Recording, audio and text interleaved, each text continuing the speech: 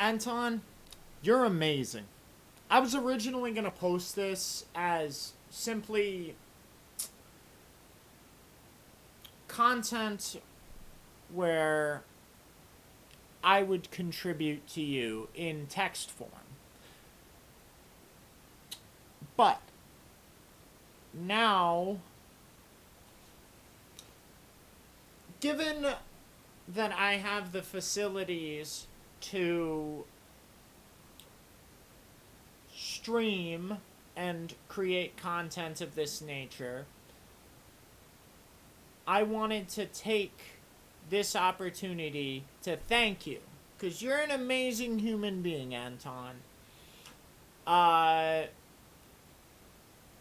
Some of the very best YouTube physics content, physics news, can be provided, or I guess is provided by this excellent human being. Why is this still showing that screen?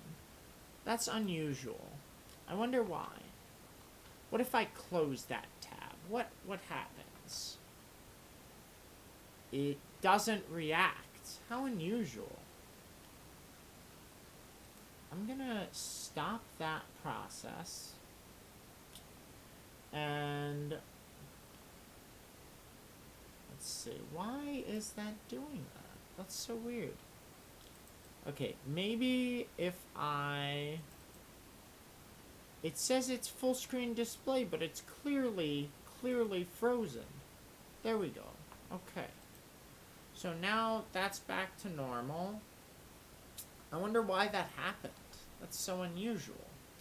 And the fact that it didn't happen with the live video, it's just so unusual. Anyhow, Anton, I wanted to say you're amazing. I had typed a message originally, so I'll open with that. There are hardly words to describe how excellent and an intelligent an individual you are. You provide some of the best physics news and most current and constant physics news on this platform. You are, without reservations, my dude. You rock. With that out of the way, with regards to the video, how do you suppose such a planet could conceivably become reachable within our lifetimes? It has to be achievable. The pioneers of science and aeronautics, as well as every mathematician and physicist along the way, would most certainly believe so, and Tesla would know so. I propose a solution. It might not be easy to do, or it might be easier than we'd expect, but if we could only displace space-time in front of us, empty, very low mass space-time, and artificially create two infinities juxtaposed, one pulling upward, one pulling downward, and we could essentially create a slope from, in a shape of an X, I guess, to connect areas of space-time, but I imagine it would emit gravitational waves were it done. And perhaps it is gravitational waves. Like, perhaps that's the purest form of gravitational distortion. And I'm not sure how it would be done practically. How you could create two infinities juxtaposed. Like, how you could do that. Because the issue is that, obviously, we have never manipulated space-time in a way that didn't consider it mass as much as, like, some intrinsic concept of, like, positionality, right?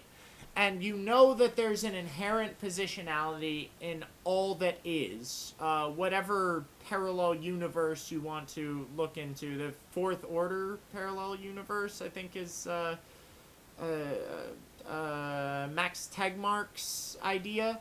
I don't know if that's originally his idea, but it's certainly idea to consider, I suppose. So this was initially supposed to be a comment, but I suppose it would work better as a video, because it is sort of a difficult concept to describe, what is being described here, where instead of trying to manipulate matter, you try and manipulate space-time, right? Because if it is conceptually what we believe it to be, it should be able to be manipulated.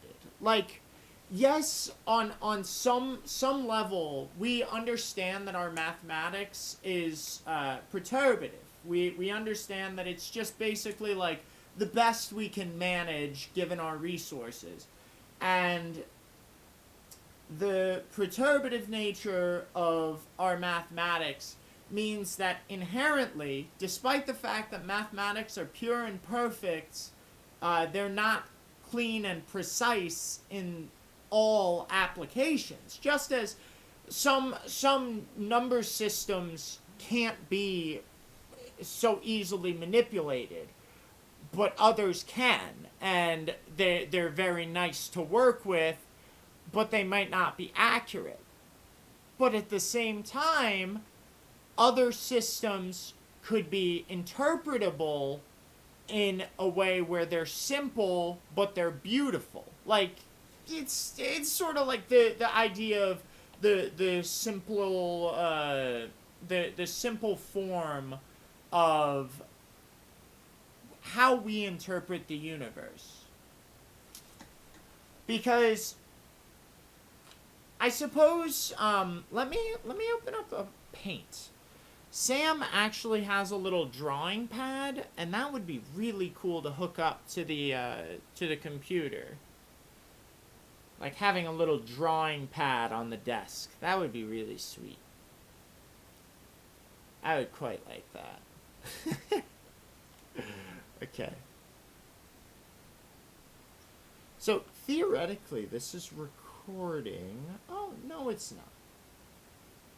It's disappointing. Okay, so